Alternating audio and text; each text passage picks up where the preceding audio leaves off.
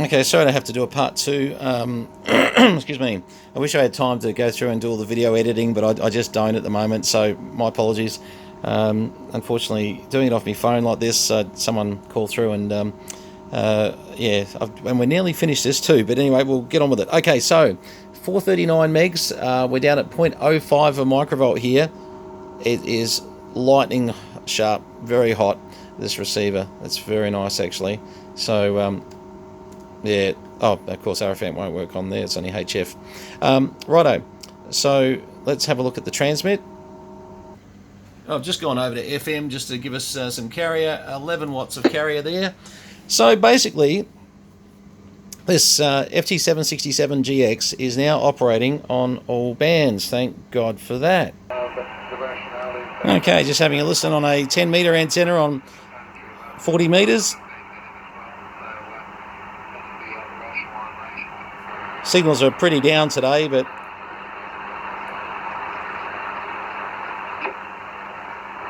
oh, where was that? Yeah, they had someone for a second there, but it's all right. Bands are a little bit average today, I must admit. I wonder if there's anyone on...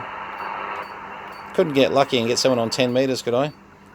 It's sounding pretty quiet there, to be honest.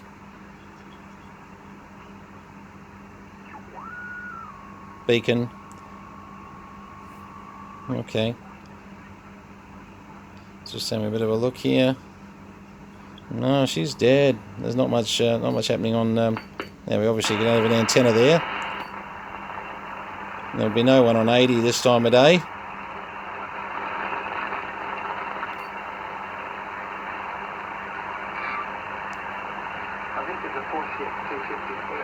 Just one signal on 7160 at the moment, so not as exciting as we'd like it to be, but as far as being able to hear loads and loads of signals, but this is where we can actually test AGCs, which is working perfectly, and see how we take the RF amp off.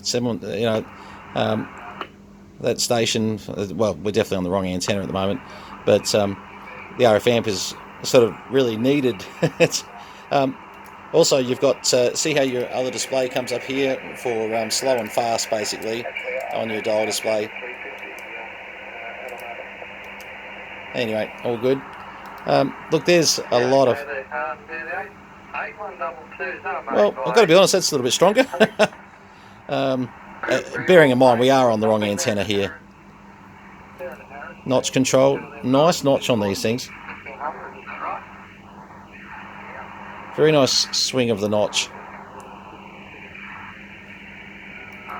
As I said, these are nice radios when they're working. Noise blanker on these, they do have a variable noise blanker. Watch that when you've got it up high, because you get a really strong signal, it'll just distort. So just, keep your noise blanker around 12 o'clock or so, but noise blanker works well. Mute, digital lock, so everything locks up nicely, and FM, FSK, AM, lower sideband, upper sideband, CW, etc.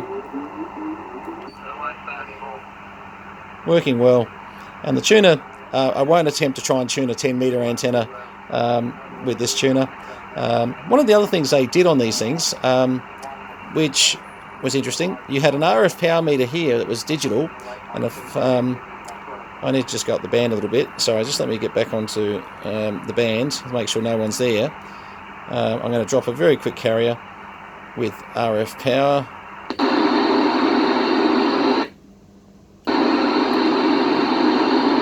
A lot of reflected power happening there at 23 watts. Antenna's not good for that. SWR will show 1,000,000 to 1 SWR, 5.2, yeah, 6. So, excuse me. So there is a digital SWR and RF power meter there. I was never a huge fan of them, to be honest. I think outboard, will be a better idea. Okay, so that's one very working FT767GX, and excuse me, it was a complete write-off as far as I'm concerned. If we hadn't have had the other radio, to be able to help us out on this. There is no way that I've got either the expertise or, there's a few things that the 767 and 757s, have techs around the world have had problems trying to sort out some of the RF feedback problems and you name it. So they sort of had their issues to start with. But to be quite honest, this has come up good. I'm always, struggling to say that any 767 is going to work forever now. They do have a few cap issues that, you can have later on. I'd be much more confident with the FT767 we've done for the same gentleman. They're just much more reliable chassis. The 767 did have a few funnies. Look, as you know, guys, I don't charge for repairs. I'm not in the repair game. Don't even call myself a tech anymore these days. I just like having a bit of a play with radio. This has not been something that someone's been charged for. So, this is one of those mates who, trying to help mates. I was certainly charging for the radio change out with the other one, the 102 had to. And obviously something for the other bits we used on the... because this has become two radios making one. But yeah, I'd hate to not have had that other radio with me. I think I might have struggled. It was going to be just too many hours. That's the thing. I mean, how many hours do you want to spend at the bench fixing an FT767GX?